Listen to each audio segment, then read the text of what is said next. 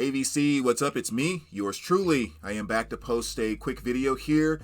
Just going to do another entry into JC's thread, the Lost Classics of the 90s. I just put up a video last night, hadn't got that many views yet, but now that I really have a good understanding of the thread, there's a number of albums that I want to do a response with, so I'm just going to throw them out as they come. So simply put, JC just wanted us to kind of show some albums that were, like the title says, Lost Classics of the 90s, where, today you may have younger people, they're 18, 19, 20 years old that are really into Nirvana and, Pearl Jam and stuff like that, those bands that really kind of carried over from the 90s. But then there were a lot of great bands and great albums maybe that didn't carry over in terms of the same level of popularity to younger people today. So just kind of what were some of those great albums from the 90s. So I think in the first one I did Spacehog, the second one I did Fuel, and for this one I'm going to do this beautiful masterpiece right here, which is Days of the New. And this is their self-titled album from 1997, I believe. It's 97? Yeah, 97.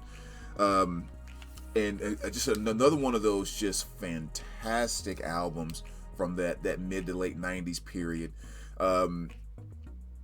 Yeah, I mean, just really, really good. A couple things, well, I shouldn't say a couple things, really kind of the main thing I think that makes this album kind of unique, and I never really paid attention to this until I got this album just last year, and I've been listening to this album and the CD since, I don't know, like back in the 90s when it first came out. But I just never really focused on the fact that it is an acoustic album, because like some of the songs just are kind of so heavy and so grungy, and if you want to kind of throw that term in there, that you never, I shouldn't say you never, I never really stopped and paid attention to that is all acoustic. That is acoustic guitars and all of this, because it carried all of the same weight and the same thickness and the same, I like to use that word muck with that heavier grunge stuff. It carried all that same flavor with the delivery and everything, but it's an acoustic album from start to finish, which is pretty impressive just in and of itself. I've always kind of defined this album as like the grunge or metal guy that wanted to bring brought a date home, and you wanted to be like maybe a little bit romantic, but you don't have any Sade on your shelf or anything like that, kind of, to play to keep things kind of low key, so to speak. Like this album is one that you can throw on and still maintain that mood. So like when you think about that, it's acoustic, but it's so thick that it still holds the power and thickness of grunge, but then it's also a mellow, frankly kind of a sexy album. I mean, there were some very, very special things I think that went on with this album kind of coming together.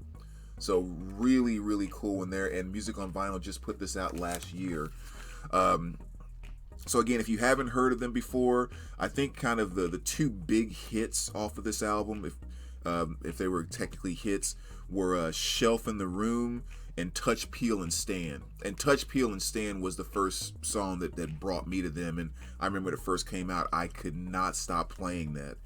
But yeah, and again, I think the other thing you'd find when you listen to this album is it's a very, very much typical Val band type of vocal delivery. I remember, what's his name? Who's the lead singer from Mudhoney? He was doing an interview on that Metal Evolution documentary, and they were talking about grunge.